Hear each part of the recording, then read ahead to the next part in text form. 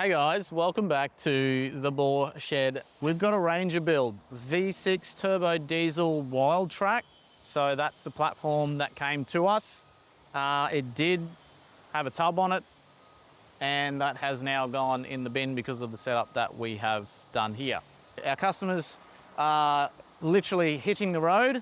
They've got a caravan that they are picking up, and they are going to do a bit of touring around this great country of ours, which is what I would like to be doing right now, but I'm here with you guys. All right, let's get into it.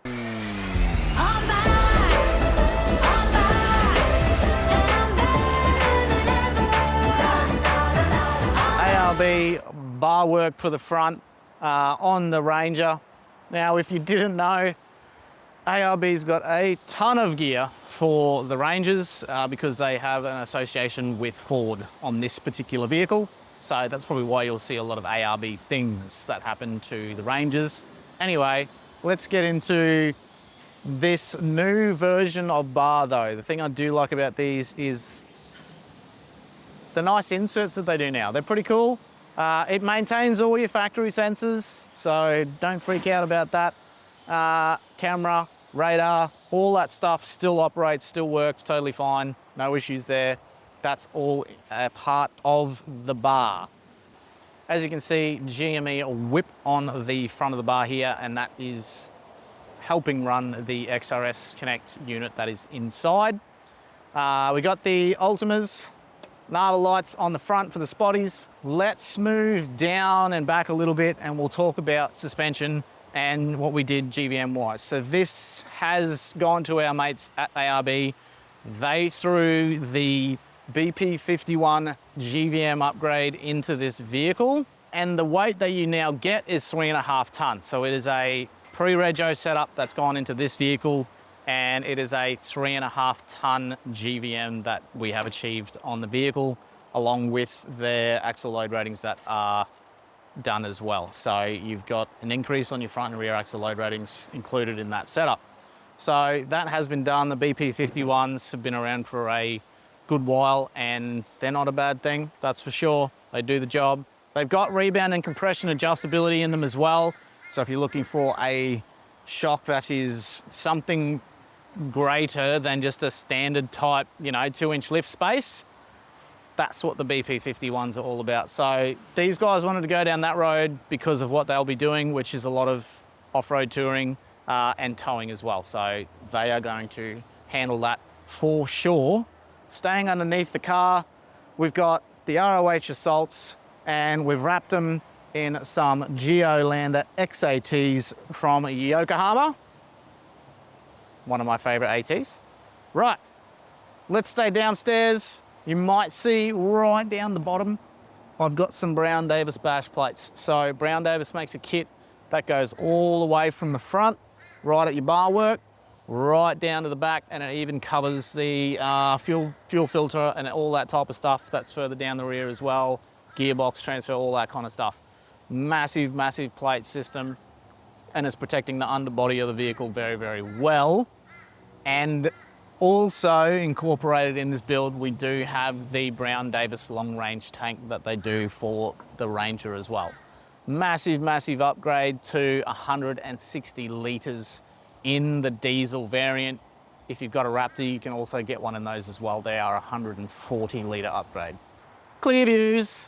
You can't do towing without clear views, or as someone so eloquently put it, you're driving blind. If you don't have clear views, you're driving blind. The guys are towing a van, so you clearly need some clear view towing mirrors to do so. Good thing about these, everything that is in your original mirror, whether it power folds or cameras or anything like that, these maintain all your features that you had in the factory mirror, so you don't have to be worried about losing features to fit these. They do maintain everything. All right, let's have a look on the driver's side. Safari Snorkel has gone on. Those things are an excellent bit of kit, and the guys have done a really good job at actually integrating that into your original airbox. Because if you didn't know, the intake for these is actually at the front of the vehicle. Go figure, it being a full drive. But Safari's done a great job of getting the V-spec Snorkel onto the side of the car. All right, let's move on up to the roof. As you guys might be able to see there, we've got the Yakima platform on top of their ridgeline, which is mounted directly to the vehicle. We have done a little bit of lighting setup, so we've got some road vision side lights on each side, left and right. And then we've got the Matrax up top, Yakima's road shower. If you have a look on the other side, you'll see the road shower. And accompanying that, we do have the Dachi shower tent. So a little bit about the road shower. You can fill it up with water, leave a little bit of an air gap in the top because you can pressurize it. So it actually has pressure behind it to act like a normal hose, if you will. And then the shower tent, boom, complimentary, warms up during the day. Have yourself a nice little warm shower before the end of the day is out. All right, I just wanted to show you interior before we went any further on the outside of the vehicle. Like I said, it is a wild track, so you've got most things that you would want on the internal of the vehicle. A couple of things that we've added though is an extra display here for a Safety Dave camera setup that the guys do have on their Caravan. So that'll display the cameras that are on the van whilst the vehicle's under tow. Then up the top, the Rangers don't have any sort of place to put any form of switching. So Ford has thought about it, and they do actually provide a switch housing that goes up where your sunglasses holder is.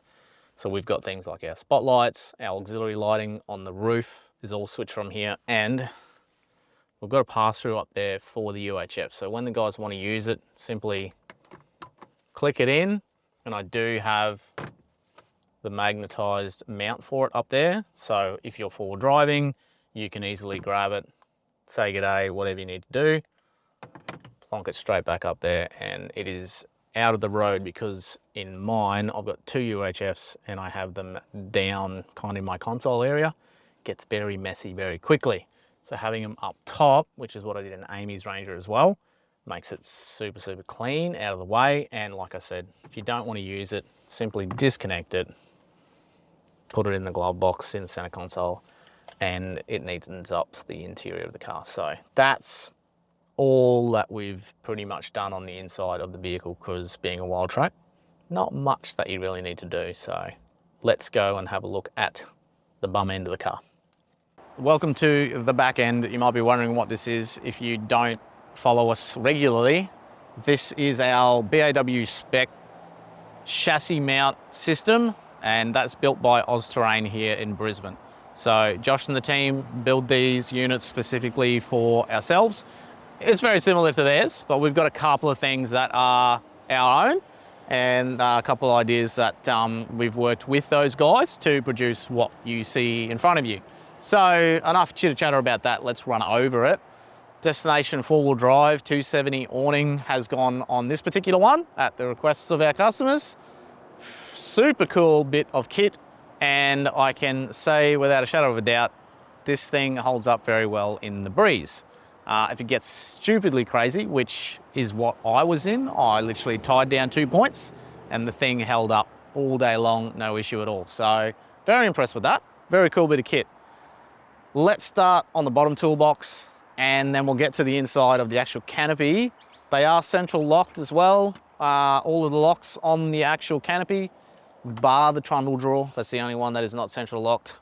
What we have in here is a ARB twin compressor setup, just a simple compressor setup, straight in the box, air outlet right there, switch just up the top here. Super, super easy and accessible for when you need to obviously do some airing up. So bottom boxes, plenty of storage in there still. If you want to throw some recovery gear or anything air related is probably what you'd throw in there for this particular side. Let's move into the actual canopy itself.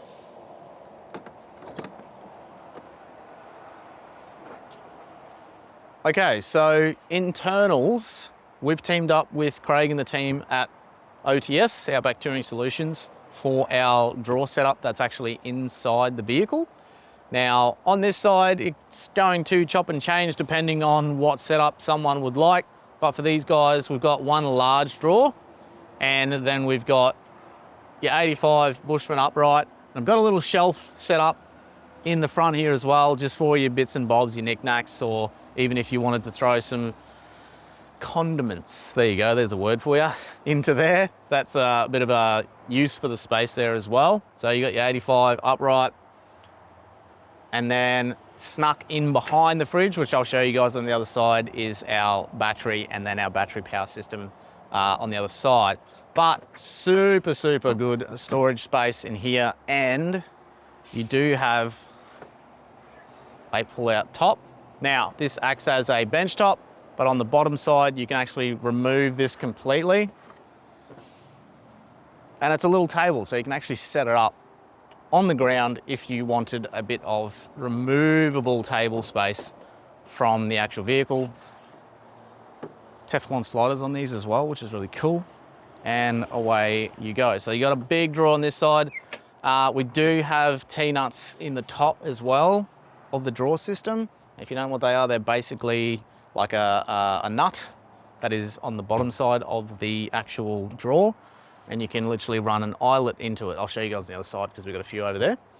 But that is the passenger side of the Canopy. We're running the core lighting as well up on the doors for your Canopy lighting. So that's this side in a nutshell. Let's move around the back and then we'll get to the other side. Okay, welcome to the bum end. As you can see, spare wheel mount. Ta-da! Spare can go up there. Now, it is a dual cab, so the spare originally goes under the vehicle. Have maintained that feature for these guys because if they ever want to run two, they could possibly put another spare up underneath. So that is kind of cool thing, and a feature that some people may want to keep. So yeah, spares up high, so at least that way if you get bogged, you can get it off rather than have to get under. Let's talk about what's going on down here. I've got a ESC, so the van's got electronic stability control. That's what this endo's for. And then we've got another one simply for charging. That's for their Safety Dave camera system. And then, if you didn't know, these actually come factory with a 12-pin plug from Ford on the V6 version. I'm not sure about the other ones, but I know these do. We've maintained all the sensors, all the blind spot monitoring and everything like that has been maintained in the vehicle as part of this tray. Camera is there, everything is all there from Ford's factory option on the Wild Track. We do have a nice little water pump that's tucked up on the back side of the toolbox on this side. We've got a nice little water tap outlet, which is right there. Super easy to get to for the guys when they are out and about doing some camping. Now, trundle drawer in the rear. Full pull-out drawer, so that way you got plenty of space for storage for all those odds and ends that you might want to keep in something like this. So full side trundle drawer. And if you didn't know, the water tank as well, which is underneath this particular one, which is obviously making the water come out of that tap that we just talked about. Ladder to get to your roof. I'll talk about what we've got up there on this one in a second. And then we've got the jerry can holder on the driver's side. Opted for these guys. You can have two spares, you can have spare there, jerry can here, switched around this way, or two jerry cans if you want to leave your wheel up underneath the car. Those are options. So this is what these guys wanted to option on their vehicle, so that's what they've done. But that is the bum end on the Austerrain Canopy. So let's have a look at the driver's side. Welcome to the driver's side of the vehicle. So as you can see on this side, in the Canopy, we've got a lot more storage options for drawer spacing. Toolbox on this side, literally just storage, nothing in this one. By all means, do what you will with something like that. Plenty of options. We do a little airbag things and things like that as well on this side sometimes, but good storage there. In the Canopy, like I just mentioned, 3 different drawer setup, pull-out drawers. So plenty of space for clothing or food or anything that you would want to take on your trip with you. And then as I mentioned, we got the little inserts in the top of the deck. So any of your bigger, bulkier gear, so swag or chairs or whatever, you can actually strap it down. These just bolt in and bolt out with the little T-nuts. So fantastic little design that Craig and the guys do on their systems, and it just makes it usable, especially if you're carrying something whilst you're actually at home and you just You know, you bought a box or something like that and you don't want it rolling around in the back, whack a strap over the top and you've actually got something to tie it down to. So cool little setup with the drawers there, and it gives you that flat space across the entire inside here to do what you will with all of your equipment. Okay, let's talk power for a little bit. We're running a Invicta 150 amp hour lithium battery. So it's their slimline version, which we've tucked just in behind the fridge here. So that's standing a little bit of power there. And then we've got a custom box install here that the boys did in-house. We're running the Red Arc BMS system. So they've got 12 volt charge from the vehicle. They've got solar input and they've got 240 input as well. So that's what the BMS offers. It offers all three of those charging options from the one device. That way you don't have to have one device for one thing, one device for another thing, one device for something else. It just kind of brings all that into the one compact type of unit, which makes it good for an install. And if you're looking for something like that, it makes it easy. Yes, there's bigger and badder options for, you know, the amount of charge and everything that you can get out there. But for these guys, that option just worked very, very well. The space that we have, it just worked out to be something that was going to work idealistically for them. So we've gone with that. Then we also have the Red Arc 2000 watt inverter for the guys as well, with power outlet there and a remote turn on switch, as you can see at the top. With the BMS system, it does come with a full display unit, which will tell you charge in, charge out, you know, time till empty. You can set state of charge alarms and all that type of thing with those as well, which we set up here. So we've done all that, fusing's there, and basically it's a set and forget. So when they're driving, the vehicle's going to charge it. And then when they're stationary, on the roof, I've got two 170 watt solar panels sitting up there, which are being slapped straight into that battery via the BMS system. So whenever it's in the sun, she will be pushing solar into the battery, keeping it charged. That way, they're not going to have to worry about power. We've got a couple of switches for external lighting, things like that up on the headboard here. Easy to get to. So yeah, that's going to keep these guys going on the road when they are tripping around. Thanks so much for watching, guys. I hope you enjoyed the run through of the BAW Ranger build. If you've got any questions or anything that you guys have that you'd like to chat to us about, please put it in the comments below. Make sure you like, subscribe, share it around so other people can see what we're doing at the Boar Shed. And thanks very much for watching. I'll catch you next time we put a car together. Bye for now. Knock me down, try before you know.